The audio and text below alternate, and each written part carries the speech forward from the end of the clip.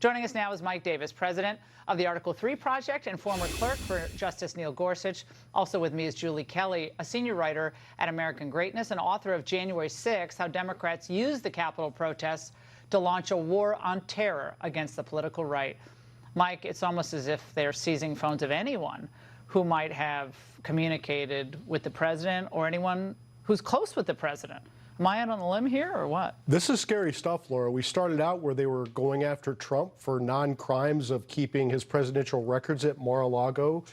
Now they're going after his supporters. They're going after his supporters for apparently the non-crime of questioning an election. You have to have a predicate crime in order to have grand jury subpoenas and warrants. What's the crime they're investigating? Questioning the election. We're not a third world Marxist hellhole yet. I'm not understanding how the Biden Justice Department thinks that they can investigate these as crimes. Well, obviously, these January 6 hearings have totally gotten them a big bupkis. They've gotten them nothing. So they have to keep trolling for information, try to keep this thing going through the midterms. And Julie, I find it ironic that we're spending, what, $50 billion to defeat Vladimir Putin, who puts his political enemies, at risk in jail, harassment targets them, vendetta campaigns against them. And yet it seems like that's exactly what's happening here. That's exactly what's happening now, and that's exactly what's been happening for 20 months. To your point, Laura, as you and I have talked about before, you have nearly 900 Americans who were present on January 6th who now face criminal charges, mostly for nonviolent participation in the protest that day. But Laura, in charging documents, in sentencing recommendations, you see text, you see social media posts, you see memes that were found on people's phones, not about what happened on January 6th, but questioning what happened in the 2020 election. This is used as evidence against these defendants.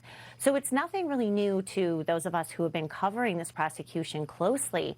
But to see this now used against high-level officials, Trump lawyers, and certainly this is the whole goal of the subpoena. They're not talking about January 6th in the outlines of the subpoena. They're talking about internal communications about the 2020 election and plans to contest the outcome in certain states. Of course, that's not a crime. None of this ever had anything to do with January 6th. It was always to criminalize political dissent and intimidate the Republican base of Trump voters. Yeah, Julie and I talked a bit about this on my podcast, but I think they want to scare anyone from working for Trump in the future, or perhaps any Republican in the future, because for fear they're going to get your phone taken and because you disagree with them on some big issue. Now, today on MSNBC, former U.S. Attorney Jeffrey Berman, he accused the Trump DOJ of corruption. Barr did the bidding of the president, and he politicized the Department of Justice. And Barr couldn't have done what he did without the help of others in the Department of Justice. Bill Barr should have been standing in front of those magnificent doors of the Department of Justice, stopping political interference from entering. And instead, he was the chief architect of that interference. By the way, this is the guy that Trump wanted to be U.S. attorney, I think, in New Jersey, and then he ended up at the Southern District. Like, Trump really pushed for this guy. And apparently now, is Barr a good guy or a bad guy now, Mike? Well, it's pretty amazing. This Jeffrey Berman allowed BLM and Antifa to destroy New York City from June of 2020 until he got fired. And so it's amazing that he's coming on now to criticize Barr. But what's also sell a book. That's what he's trying to do. Of course. But what's more amazing is Barr was just last week the Democrats' hero, selling his book, and now they've quickly turned on him, like Marxists always do. They turn on their allies very quickly. Now the Senate Judiciary Committee Democrats are investigating Bill Barr. Julie, does this end until unless the Democrats are thrown out of office? I mean, this is not going to end, correct? Yeah, it's not going to end. It's going to get worse, Laura. I think, as you and I have talked about, I feel very strongly that this DOJ is out of control, and weaponized and politicized as it is, will bring a grand jury indictment against Donald Trump. The only question is when. Will it be before the election or afterwards?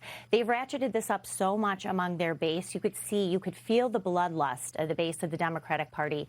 They, after 6 years, finally want to see Donald Trump in handcuffs.